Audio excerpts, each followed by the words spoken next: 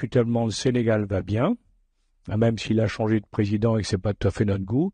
La Côte d'Ivoire va bien, indiscutablement aussi.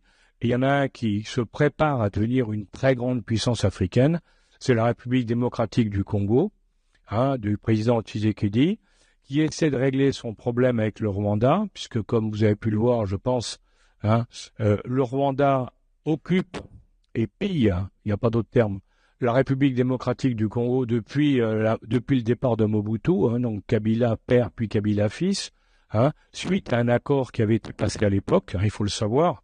Ce qui s'est passé, c'était que quand Kagame a pris le pouvoir au Rwanda, il était aidé par les forces spéciales américaines, bien sûr, puisque c'était les compagnies minières américaines étaient derrière, et ils ont aidé le président Kabila, Joseph Kabila, à prendre le pouvoir au Congo. C'est-à-dire qu'après avoir pris le Rwanda, ils ont continué vers Kinshasa pour imposer Kabila.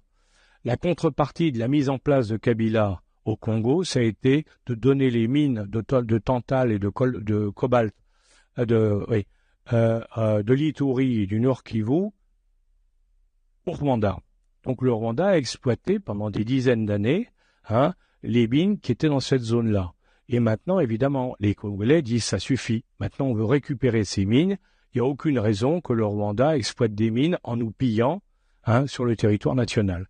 Donc c'est ça l'histoire de ce qui se passe aujourd'hui, la guerre là-bas qui est terrible, parce que je vous signale que on parle des guerres, nous la guerre au Moyen-Orient, la guerre en Ukraine, mais il y a beaucoup plus de morts en Afrique dans la guerre en Ituri qu'il y en a dans les deux autres.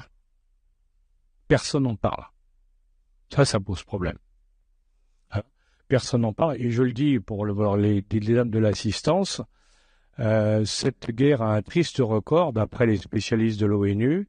Ça se fait ce record, c'est que c'est une guerre dans laquelle le viol des femmes est une arme de guerre, et on estime le viol des femmes à peu près actuellement à 500 000.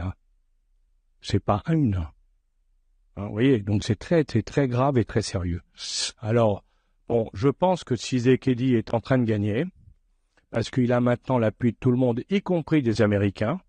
Ça, c'est très important. Les Américains ont lâché Kagame, parce qu'effectivement, ils disent que ça ne peut pas continuer comme ça. Donc, vous voyez, tout ça, c'est en train de bouger, si vous voulez. Je crois que j'ai fait pratiquement tout.